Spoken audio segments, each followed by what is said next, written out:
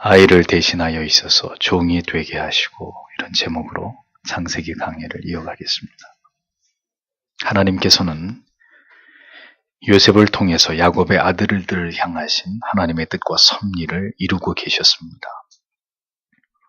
동생을 버린 끔찍한 죄를 범하고도 수십 년을 평안하게 살아왔던 그들에게 하나님께서는 기근을 내리시고 또 식량을 구하기 위해서 그들이 있고 싶었던 장소인 애굽으로 향하게 만드셨습니다. 그리고 기어이 애굽의 총리가 된 동생 요셉을 만나게 하심으로 그를 통해서 예기치 못한 여러 어려운 일들을 당하게 하시면서 그들로 하여금 과거에 저지른 죄악의 선명한 기억에 직면하게 만드셨습니다. 그들의 양심은 괴로웠고 그러한 고통을 통해서 그들은 점점 더 하나님 앞에서 낮추어지고 있었고 자신들의 죄를 직시하게 되는 고통의 과정을 그들은 지나가고 있었습니다. 이 모두가 야곱의 아들들로 하여금 철저하게 지난날의 죄를 회개하게 함으로 그들을 고치시고 치료하기를 원하시는 하나님의 뜻과 섭리 때문임을 성경은 우리에게 깨닫게 해주고 있습니다. 야곱의 아들들은 이스라엘의 12부족의 족장이 되어야 될 자들이었습니다. 하나님께서는 아브라함과 이삭과 야곱에게 그리고 요셉에게 그렇게 하셨듯이 그들 또한 하나님이 보시기에 합당한 그러한 사람들로 빚어가기를 원하셨던 것이죠. 한때 질투에 눈이 멀어 동생을 무자비하게 버렸던 그들이지만 그들은 모두 야곱의 아들들이고 하나님의 언약의 자손들이었습니다. 장차 이스라엘이라는 나라와 민족을 이룰 족장들이었기 때문에 하나님께서는 그들을 만지시고 그들을 변화시키시는 사랑의 수고를 야곱의 아들들을 위해서도 기꺼이 감당하시는 것을 우리는 볼 수 있는 것입니다. 우리가 과거에 어떤 죄를 범하였든지 요셉의 형들처럼 잔인하게 자신들의 핏줄을 버리고 다윗처럼 간음을 저지르고 살인을 교사하기까지 한 신자로서 도무지 믿겨지지 않는 엄청난 죄를 설령 범했다 하더라도 그 누구도 우리를 하나님의 사랑에서 끊을 수 없음을 우리는 잊지 말아야 할 것입니다. 하나님께서는 인생이라는 긴 시간 속에서 그렇게 충분히 우리를 다루시고 결국은 하나님의 뜻 가운데로 행하도록 오늘도 우리를 이끄시고 지도하시고 인도하시는 아버지십니다. 돌이켜 회개하도록 이끄시고 그 모든 죄악의 고통에서 건지시는 하나님의 섭리와 그 견인하시는 은혜는 모든 시대를 초월해서 하나님의 택하신 자녀들을 향하고 있다는 사실을 신자는 절대로 잊어서는 안 되는 것입니다. 요셉은 형들에게 만찬을 베풀었습니다. 그들은 영문을 알지 못했지만 애굽의 총리가 베풀어주는 호의를 즐거워하면서 마음껏 그것을 누렸습니다. 그러나 요셉의 마지막 시험이 그들을 기다리고 있었으니 본장에서는 그 부분이 자세히 기록되어 있는 것을 우리가 확인할 수 있습니다.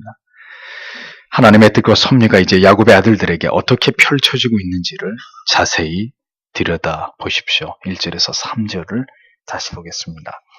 그때 그가 그의 청지기에게 명령하였다. 이르기를 그 사람들의 자루들을 그들이 가져갈 수 있을 만큼 양식으로 채우라. 그리고 그의 자루 입구에 각 사람의 돈을 두라. 그리고 내 컵, 그 은컵을 가장 어린 자의 자루의 입구에 그의 곡식을 위한 돈과 함께 두라. 그리하여 그가 말했던 요셉의 말대로 그가 행하였다. 아침 빛이 있자마자 그때 그 사람들은 그들과 그들의 나귀들이 보내어졌다. 이거 좀 꺼주세요. 소리가 나는데.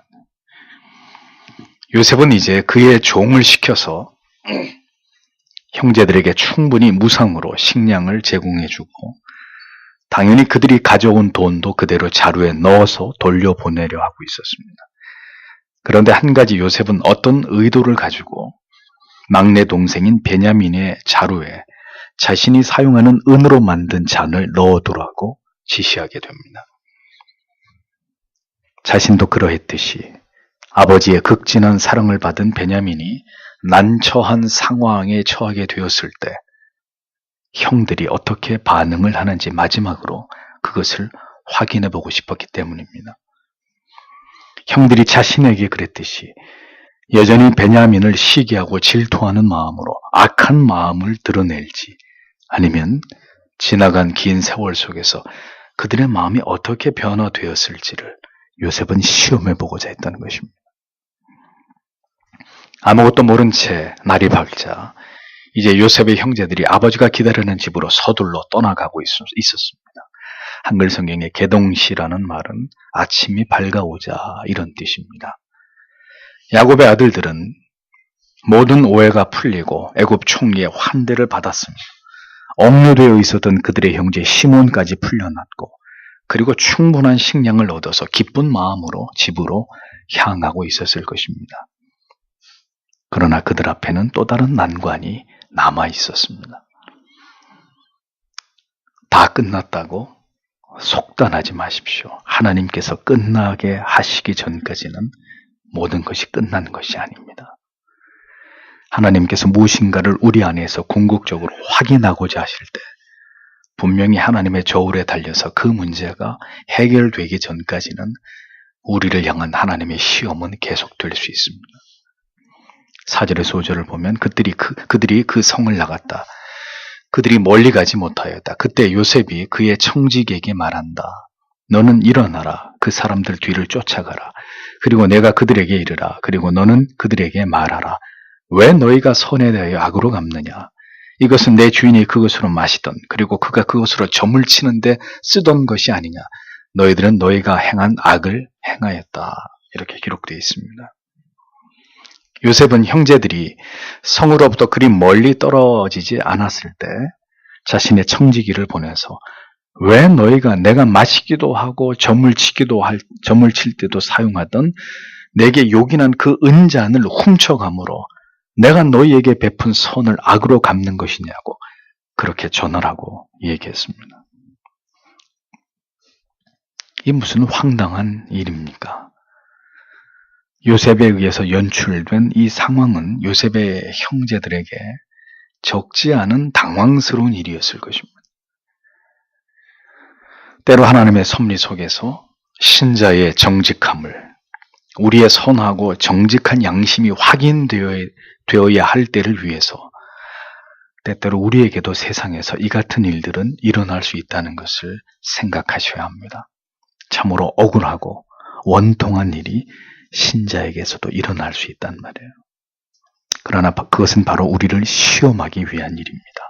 우리의 믿음을 확인하고 우리가 진정으로 하나님의 사람인지를 점검하게 되는 기회가 되는 것이죠. 그러한 일을 당할 때 우리는 우리가 하나님의 자녀인 것을, 우리가 진실하고 정직하고 절대로 세상 사람들처럼 악한 자들이 아니라는 것을 드러내야 되는 순간이라고 그렇게 여겨야 합니다. 사람의 생각으로 위기를 모면하기 위해서 거짓을 둘러댈 이유 없이 그냥 사실 그대로 정직하게 우리는 우리가 누구인지를 드러내면 되는 것입니다. 우리가 한 일과 우리가 하지 않은 일을 정직하게 말하면 되는 것이죠. 중요한 것은 하나님 앞에서 우리가 정직하고 진실한 것입니다. 회개에 합당한 열매가 있어야 진정한 회개이고 죄로부터 돌이켰다는 증거가 되는 것이죠. 하나님의 은혜로 진정 그 마음이 변화되지 않았다면 또다시 죄악에 걸려들고 넘어지게 되어 있습니다. 그러나 진정한 죄에 대한 돌이킴과 후회로 참회를 한 사람은 그 마음의 진정성이 반드시 어떤 상황 가운데서도 분명하게 그의 행위로 나타나게 되어 있습니다. 야곱의 아들들이 이제 그들에게 닥친 이 시험 앞에서 어떻게 반응하는지를 주의 깊게 보십시오. 6절에서 8절. 그때 그들이 따라갔다. 그리고 그가 그들에게 이러한 말들을 하였다. 그때 그들이 그에게 대답하였다. 나의 주여, 왜 이러한 말들을 하십니까? 이러한 일을 하였다는 것은 당신의 종들에게서 먼 것입니다. 보소서, 우리가 우리의 자루들의 입구에서 발견했던 돈을 우리가 가나안 땅에서부터 당신에게 가져왔습니다. 그런데 어떻게 우리가 당신 주인의 집에서 은이나 금을 도적질하겠습니까? 이렇게 적고 있습니다. 요셉의 형들은 요셉의 청지기에게 그 같은 말을 듣자마자 자신들은 그런 일을 행하지 않았다고 변호하고 있습니다. 지난번에 자료에 담긴 돈도 자신들은 다시 가져올 만큼 우리는 정직한 사람들인데 우리가 애굽의 총리의 집에서 감히 은이나 금을 도적질하는 그런 파렴치한 일을 우리가 행할 까닭이 어디 있겠냐고 자기들의 결백을 주장하고 있는 것을 보게 됩니다. 야곱의 아들들은 또다시 어려움에 처하게 되었습니다. 애굽으로 처음 내려갔을 때도 다른 지역에서 온 첩자들이 아니냐고 예기치 못한 어려움을 겪었는데 간신히 이제 막 그 오해로부터 벗어나서 다행이라고 여기던 차에 또다시 이같이 억울하고 황당한 일을 야곱의 아들들은 겪게 된 것입니다. 우리의 진정성을 보고자 하실 때 하나님께서는 이렇게 또다시 우리를 시험하시고 우리가 어떤 반응을 보이는지를 하나님은 확인하실 수 있으십니다. 변치 않는 마음으로 우리가 언제나 믿음을 가지고 하나님을 의지하는지 그렇지 않은지 하나님은 그것을 우리 안에서 보기를 원하시는 것이죠. 여러분들이 어떤 일들을 동일한 일들을 계속해서 당하게 될 때 그것은 하나님이 여러분들을 그렇게 시험하고 있는 일이다 라고 생각하셔야 합니다. 그런 일들을 계속 당하게 될 때 그 사람이 정말 믿음의 사람인지 그렇지 않은지는 어렵지 않게 드러나게 되어 있습니다. 하나님을 두려워하는 사람인지 그렇지 않은지 그의 말과 행동이 고스란히 그것을 나타내게 되어 있습니다. 감추고 숨기고 사람의 생각과 판단으로 문제를 해결하고 상황을 모면하려고 할 때 그는 여전히 자신과 하나님을 기만하고 있는 죄를 범하고 있는 사람일 뿐입니다.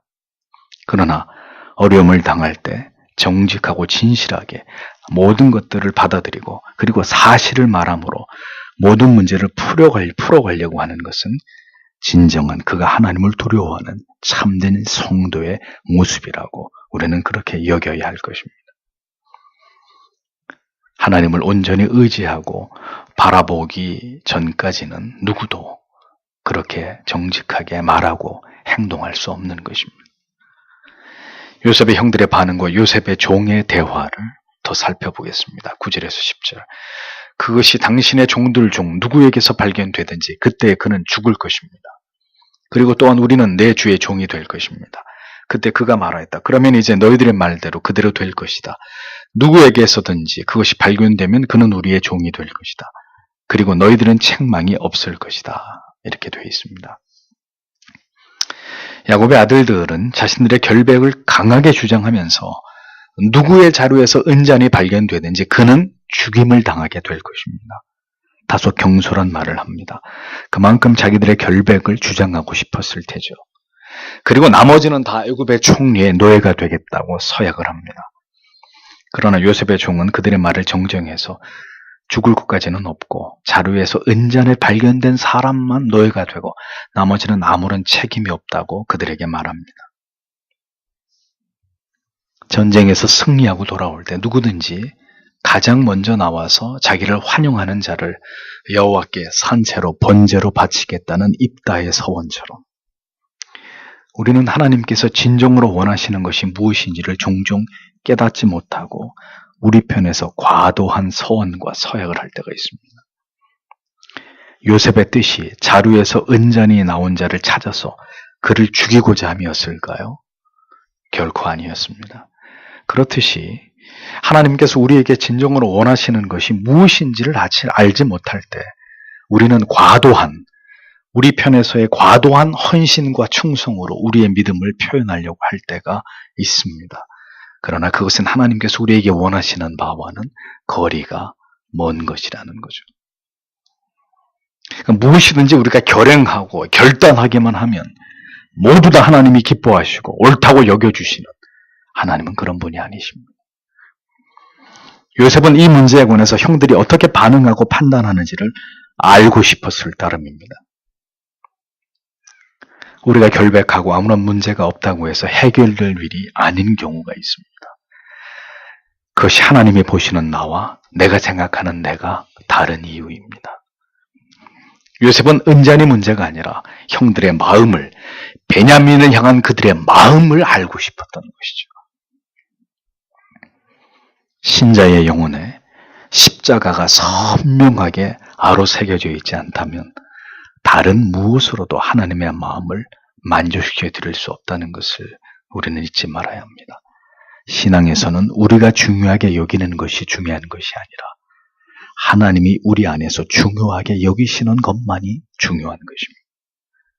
그것이 확인되기 전까지 우리는 하나님께 인정받고 하나님이 기뻐하시는 믿음을 가질 수는 없는 것입니다. 그래서 가짜 믿음이 있는 것입니다.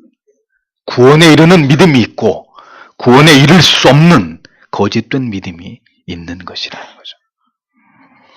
11절에서 13절로 오십시오. 그때 그들이 서둘렀다. 그리고 그들이 각각 그의 자루를 땅에 내려놓았다. 그리고 그들이 각기 그의 자루를 풀었다. 그리고 그가 조사하였다.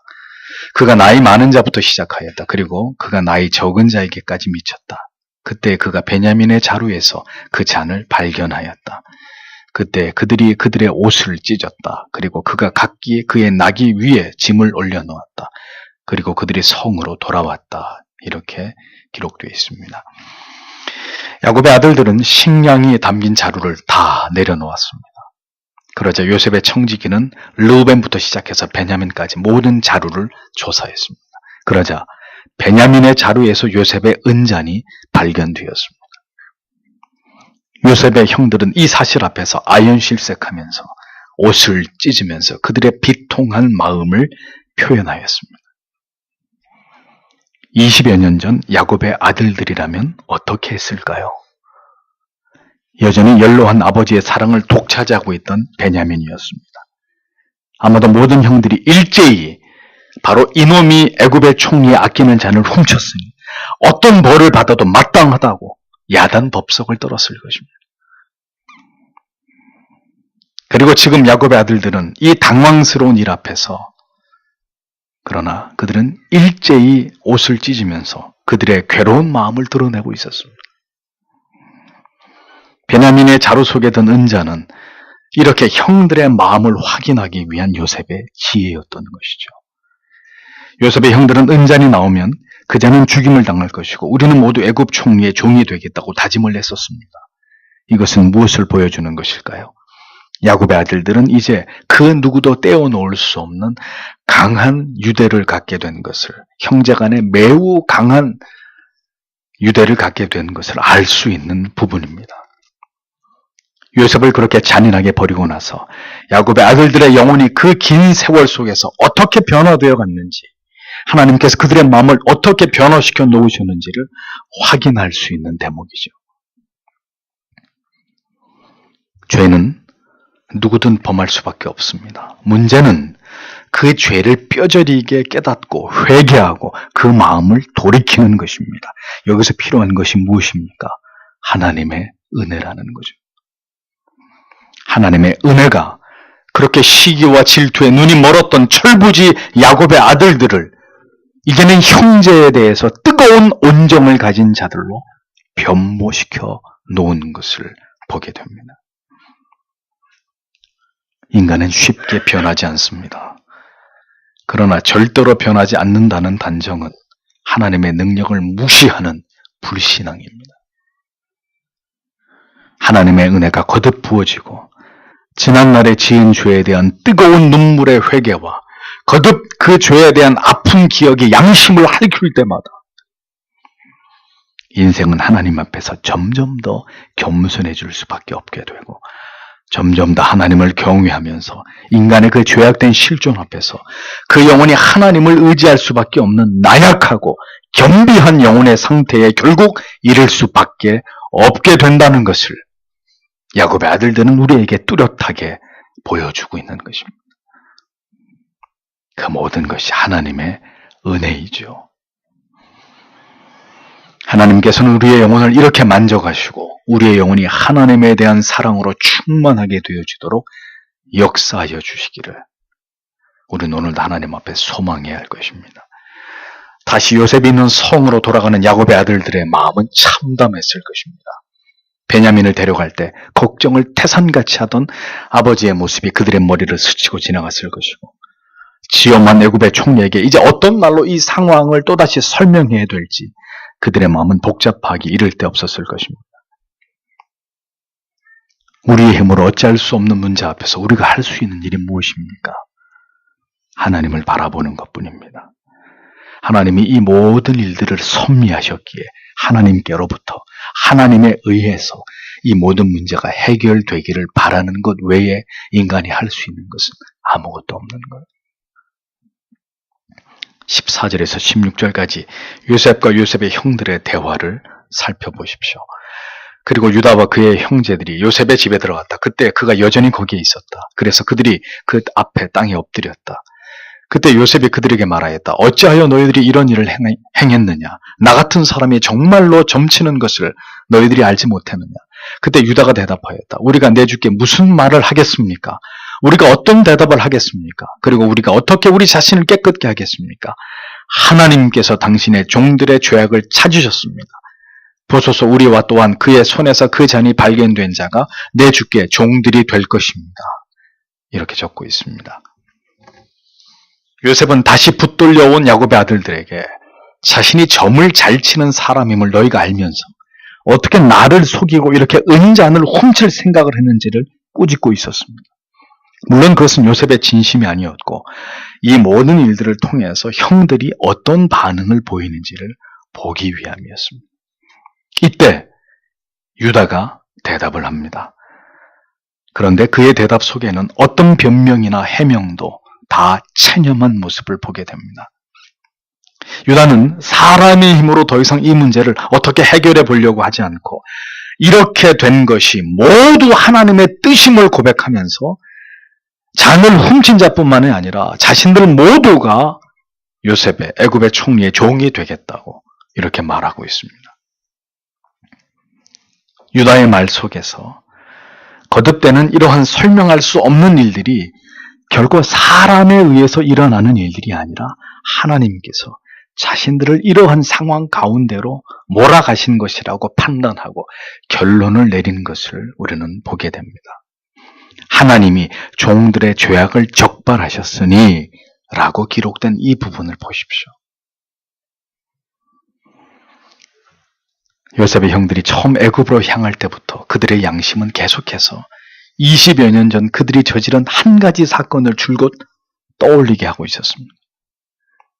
애굽에서 계속 예기치 못한 어려운 일들이 생기자 요셉의 형들은 누가 먼저라고 할 것도 없이 그들은 계속 과거의 그들의 죄악에 대한 벌을 받는 것임을 깨달으면서 두려워했었습니다. 그러나 거듭 자신들이 헤어나오지 못하는 덫에 자꾸 걸려드는 일들을 경험하게 되면서 이제 유다를 비롯한 형제들은 자신들의 입을 통해서 과거에 자신들이 저지른 죄악이 이렇게 하나님에 의해서 적발이 되어서 이제 명백하게 그 죄값을 치를 수밖에 없는 상황이 되었다고 결론을 내리고 있는 것을 보게 됩니다. 결국 그렇게 자신이 범한 죄에 직면하게 만드시는 하나님이십니다. 누구도 지은 죄를 그냥 지나칠 수 있는 사람은 없습니다. 그가 적어도 하나님의 택자인 하나님의 자녀라면 말입니다. 반드시 그 문제를 다루시고 어떤 일들을 통해서 결국은 그 죄를 떠올려서 하나님 앞에 회개하도록 만드시는 하나님이십니다. 미루어 두고 회개하지 않고 있으신 죄가 여러분에게 있으십니까? 하나님께서 그것을 다루시기 전에 여러분이 먼저 하나님께로 나아가서 회개하는 것이 지혜로운 일일 것입니다. 야곱의 아들들은 그 죄값을 치르는 길은 우리 모두가 애굽의 총리의 노예가 되는 길이라고 생각했습니다. 유다를 비롯한 야곱의 아들들은 은잔을 훔친 자뿐 아니라 자기들 모두가 노예가 되어서 벌을 받겠다고 요셉에게 말하고 있었습니다. 그 오래전 저기 꿈꾸는 자가 오는도다 라고 냉소적인 비웃음 속에서 울며 불며 매달리던 동생을 비정하게 상인에게 팔아넘기고 그의 옷에 짐승의 피를 묻혀가지고 아버지에게 보이면서 살아있는 동생을 죽은 사람으로 만드는 일에 모두 한 통속이 됐었던 그들이었습니다. 그랬던 야곱의 아들들이 20여 년이 지나서 이제 자기들의 죄를 자백하고 있습니다. 결국은 하나님께서 우리의 그 죄를 이렇게 단죄하시고 심판하신다고 그렇게 고백하면서 어떤 벌이든 달게 받고자 하는 마음으로 아직은 자신들의 동생임을 알지 못하는 그 애굽의 총리 앞에서 그들은 모두 그렇게 머리를 숙이고 있는 모습을 보게 됩니다. 얼마든지 그들은 소리를 지르면서 억울함을 호소할 수 있었을 것입니다. 자기들은 아무 잘못이 없다고 얘기하면서 저 베냐민만 노예로 삼으라고 말하면서 자기들은 풀어달라고 이렇게 애굽의 총리에게 간청했을 수도 있었을 것입니다. 하지만 유다는 모두가 종이 되겠다고 그렇게 애굽의 총리에게 대답하고 있었습니다. 요셉은 한 번 더 그들을 시험해 봅니다. 17절에. 그러나 그가 말하였다. 이렇게 행한 것은 나에게서 먼 것이다. 그의 손에서 그 잔이 발견된 그 사람이 나에게 종이 될 것이다. 그러나 너희들은 너희 아버지에게로 평안히 올라가라 라고 요셉이 얘기합니다. 요셉은 다시 너희들 모두가 다 내 종이 될 이유는 없고 은잔이 자루에서 발견된 그 잔만 나의 종이 되고 나머지는 아버지 집으로 속해 돌아가라고 거듭 이야기합니다. 이 심각한 상황에서 과연 요셉의 형들이 어떤 결정을 내리게 될지를 요셉은 마지막 순간까지 예의주시하고 있었던 것이죠. 놀랍게도 요셉의 형들이 순순히 자기의 뜻을 받아들이지 않고 계속해서 요셉에게 청을 하는 모습을 요셉은 지켜보게 됩니다. 18절에서 29절까지의 말씀을 보면 유다가 계속 이어 야곱의 아들들을 대표해서 요셉에게 말하고 있는 내용이 쭉 기록이 되어 있습니다.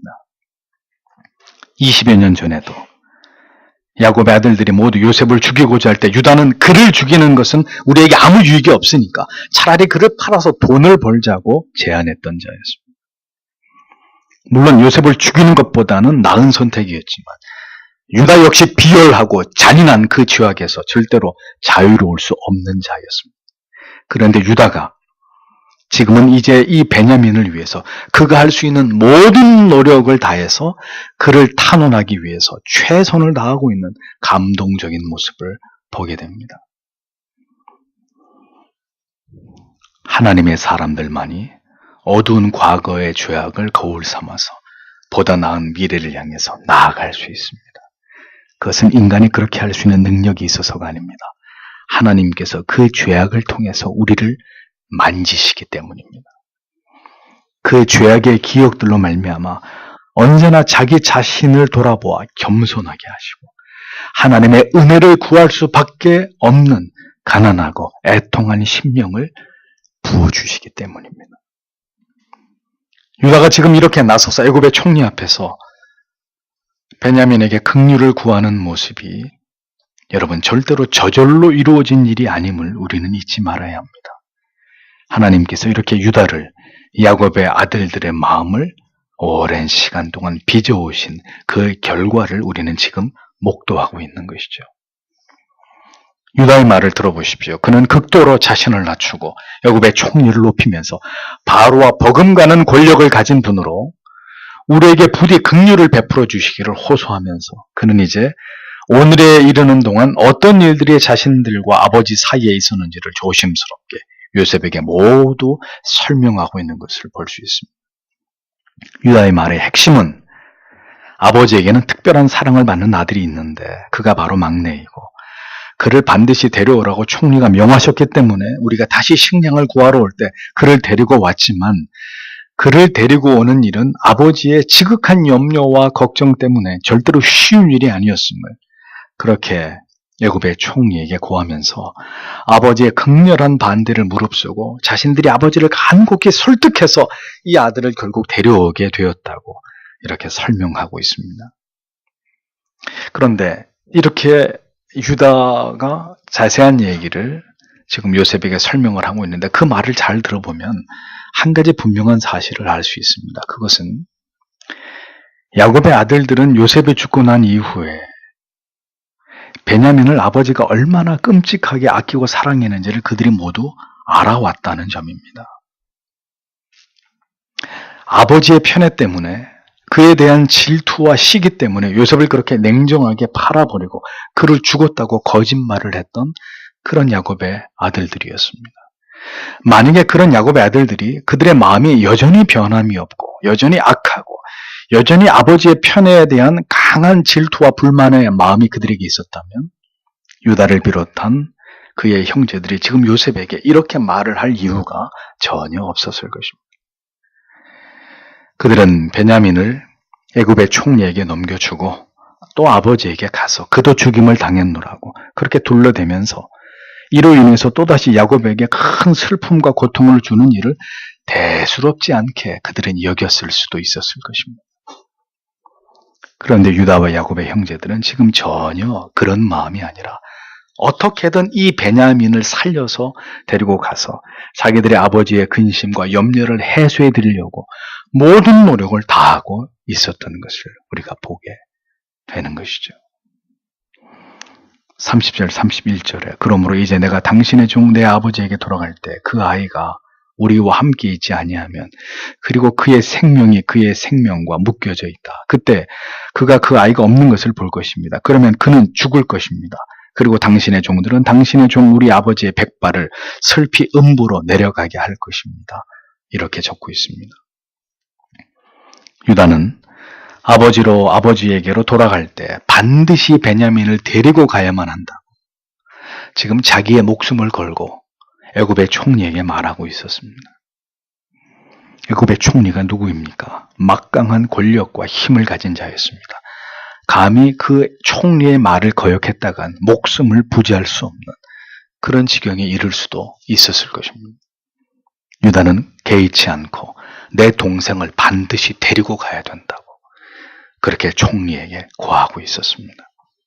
아버지의 생명은 베냐민의 생명과 이어져 있을 만큼 이 아이는 아버지에게 특별한 존재라는 것을 강조하면서 만약에 이 아이를 데리고 가지 않으면 자기 아버지가 스스로 목숨을 버릴 것이고 결국은 막내를 데리고 아버지에게로 돌아가지 못한 자신들 때문에 자신들의 아버지는 매우 슬퍼하고 비통하면서 그렇게 죽음을 맞이하게 될 것이라고 애끓는 마음을 가지고 그렇게 애굽의 총리에게 탄원을 하고 있는 것을 성경은 보여줍니다. 유다의 말 속에서 우리는 깊은 슬픔을 느낍니다. 유다, 그 또한 그리고 그 자리에 있는 모든 요셉의 형들 또한 야곱의 아들들일진데 아버지에게 끔찍하게 사랑을 받은 두 아들 가운데 한 아들은 자신들이 죽게 만들었고 이제 나머지 아버지의 총애를 받는 이 아들만이라도 살려서 돌아가게 해달라고 그렇지 않으면 자기들의 연로한 아버지가 슬픔을 이기지 못해서 생명을 버릴 수 있을 것이라는 이런 말을 유다가 절절히 토해낼 때 유다와 그 형제들의 마음이 어떠했을지를 생각해 보십시오. 평생 아버지의 사랑을 받아보지 못했던 아들들이 아버지의 사랑을 받았던 두 아들 가운데 이제 남은 한 아들이라도 그를 살려서 반드시 아버지에게로 돌아가야 한다고 아버지를 슬픔에 빠뜨릴 수 없다고 이렇게 말하고 있는 유다와 요셉의 형들의 그 마음 속에는 요셉이 20년 만에 만난 형들에게 아무런 분노와 원망이 없었듯이 지금 그들의 마음 속에도 더 이상의 베냐민을 향한 시기와 질투의 마음이 전혀 발견되지 않는 감동적인 모습을 우리는 확인하게 되는 것입니다. 지나간 세월 속에서 하나님의 섭리를 깨달은 것은 요셉만이 아니었습니다. 요셉을 그렇게 떠나보내고 그 동생이 죽은 줄만 알고 그렇게 살아가던 야곱의 아들들의 마음도 하나님의 자비로우신 섭리의 손길은 미쳤고 그들은 그 긴 세월 속에서 요셉을 그렇게 만든 죄에 대해서 참으로 회개의 눈물과 회한의 가슴앓이를 하면서 언제나 자신들이 지은 그 죄에 눌리고 또 눌리는 그런 삶을 살아왔을 것이라는 점을 우리는 충분히 짐작할 수 있습니다. 여전히 아버지가 동생 베냐민을 사랑했어도 그들은 더 이상 그 아버지의 편애에 대해서 시기하고 질투하는 마음을 느끼지 않았다는 것입니다. 요셉을 죽인 자신들이 어린 동생 베냐민마저 시기하고 질투하는 것에 대해서 더 이상 그들의 양심은 그것을 허락하지 않았기 때문이죠. 베냐민을 볼 때마다 그들은 요셉의 생각이 났을 것이고 그들이 행한 그 끔찍한 죄악에 대해서 그들은 충분히 괴로워했어야만 했을 것입니다.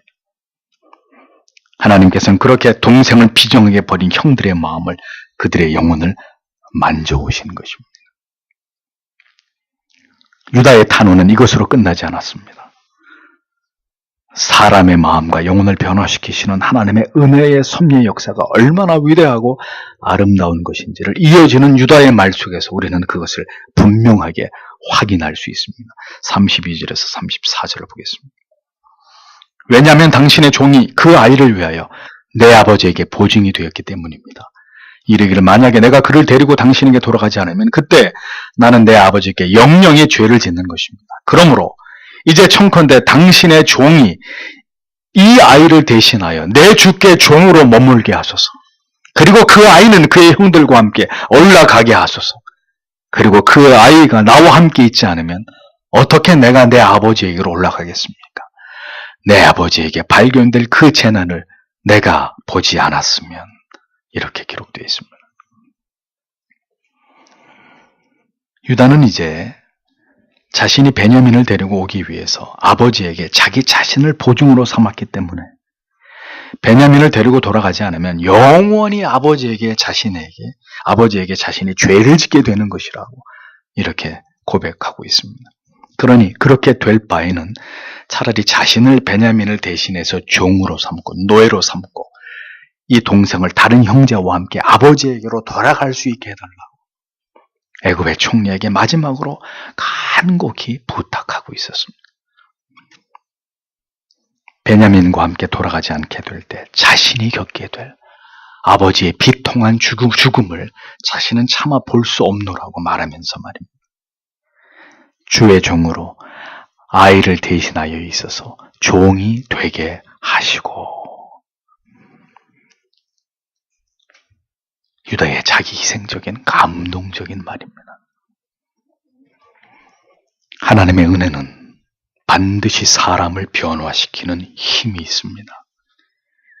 유다의 모습 속에서, 요셉의 형들의 모습 속에서 20여 년 전에 그 잔인하고 비정하고 아버지의 슬픔과 고통을 전혀 아랑곳하지 않고 거짓말을 일삼던 그 이기적이고 폐륜적인 모습은 이제 어디서도 찾아볼 수 없게 된 것을 우리는 확인하게 됩니다. 하나님의 은혜를 경험하고 그 아래서 날마다 그 마음과 영혼이 극도로 낮춰짐을 경험한 사람은 반드시 변화되게 되어 있습니다.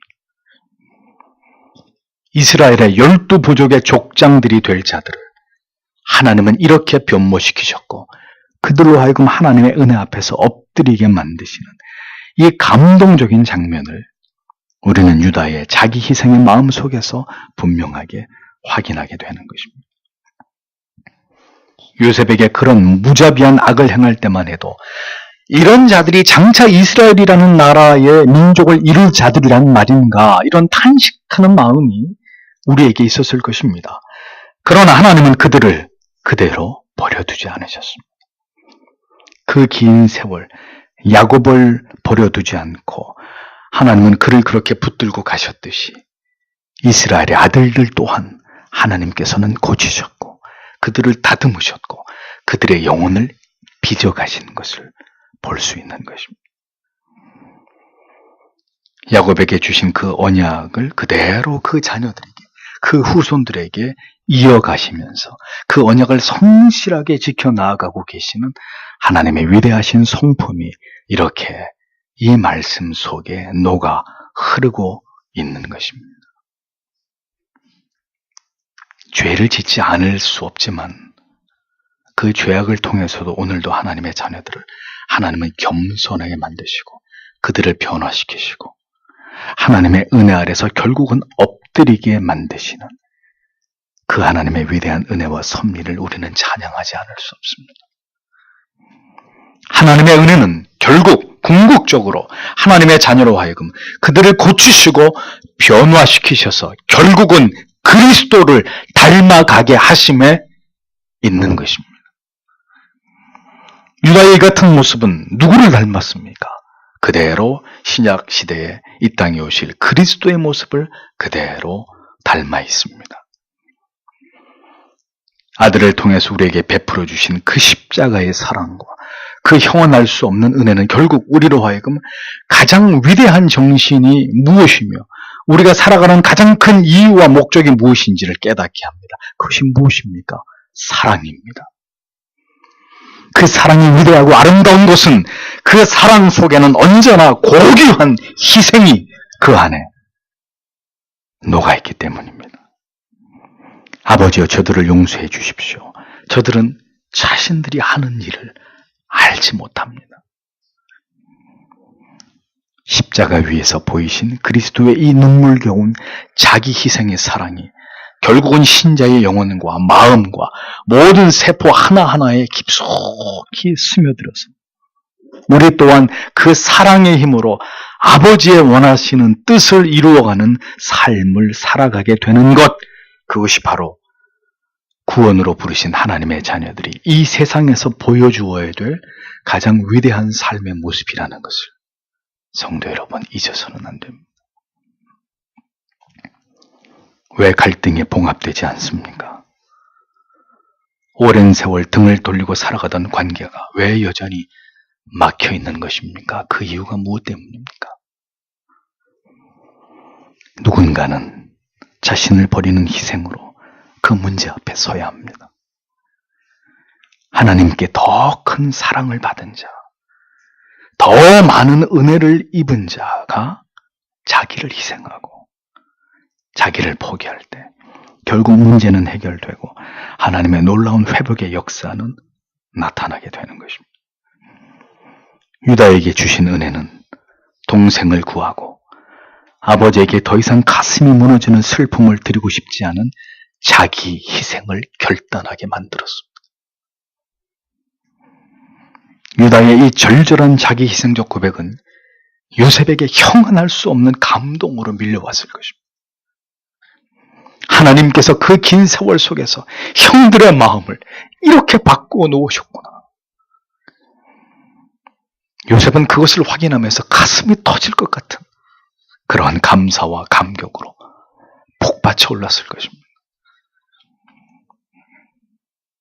성도 여러분, 오늘 우리에게 필요한 것은 무엇입니까? 하나님의 은혜입니다. 그 은혜가 내 영혼에 차고 넘치게 될 때 하나님의 아들이 우리에게 보이신 그 사랑으로 모든 갈라지고 무너지고 쪼개어진 그런 관계들을 다시 회복시키시는 그런 사명을 하나님의 사람들이 감당하게 되는 것이죠. 형들에게 눈물을 흘리면서 이제 자신이 바로 요셉임을 밝히는 이 다음 장면이 성경 전체 속에서 이토록 감동적인 장면으로 우리에게 다가오는 것은 하나님께서 바로 요셉과 그리고 그를 버렸던 형제들의 마음을 이렇게 움직이고 바꾸어 놓으셨기 때문입니다. 우리의 삶 속에서도 우리는 이같이 하나님이 써내려가시는 감동의 드라마의 주인공이 되기를 우리는 소원해야 될 것입니다. 그 하나님의 은혜가 우리의 모든 죄성을 녹이고 고치고 깨뜨리고 변화시켜서 하나님께서 이 세상에 드러내고 보여주고 싶어 하시는 이러한 놀라운 회복의 역사를, 그 감동적인 모습들을 연출할 수 있는 그런 하나님의 사람들이 되기를 우리는 하나님 앞에 간절히 소망해야 되는 것입니다. 하나님의 은혜와 사랑의 쓰나미가 죄인들의 가슴 속에 밀려오고 죄인들의 돌처럼 굳은 마음을 어루만지시는 생명의 역사가 지금도 계속되기에 오늘 우리의 삶에도 이 같은 하나님의 위대한 구속 역사의 한 페이지를 장식하게 되는 놀라운 감동의 이야기들이 우리의 인생 속에서 쓰여질 수 있는 것이라고 우리는 그렇게 믿어야 하는 것입니다. 여러분, 사람이 사람으로부터 듣게 되는 가장 슬픈 말이 무엇인지 아십니까? 당신은 절대로 변하지 않을 것입니다. 이 말입니다. 저는 이 말처럼 신자에게 있어서 불신앙적인 말은 없다고 단언합니다. 변하지 않는데 왜 교회 다니십니까? 변하지 않는데 왜 피를 토하듯 설교를 하고, 변하지 않는데 왜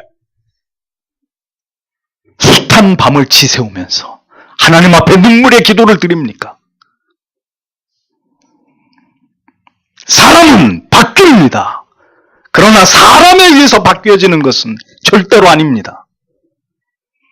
하나님께서, 우리를 지으신 그 아버지께서 우리를 그 은혜의 도가니로 넣어서 우리를 변화시키시는 것입니다. 누가 그 은혜의 도가니에서 변화되지 않고 고쳐지지 않을 자가 있다는 말입니까? 그러니 다시는 변하지 않는다고, 사람은 바뀌지 않는다는 이런 불신앙적인 말을 하지 마십시오. 하나님을 불신하는 말입니다. 하나님의 능력을 멸시하고 없인 여기는 말입니다.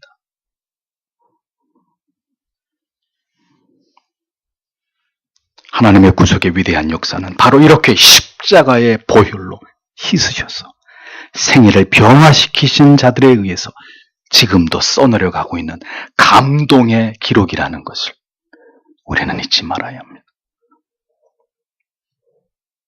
그러므로 오늘 우리의 인생도 하나님께서 그렇게 바꾸셔서 우리의 의지로는 결코 할 수 없는 그 일을 행하고 일어날 수 없는 그 일들이 일어나게 되므로, 그로 인해서 우리의 모든 인생을 통해서 하나님이 영광을 받으시는 참된 성도의 삶을 살아가기를 우리는 하나님 앞에 간절히 소망하고 기도해야 되는 것입니다. 오늘도 우리에게 주신 이 말씀을 깊이 생각하면서 다 함께 하나님 앞에 기도하기를 원합니다.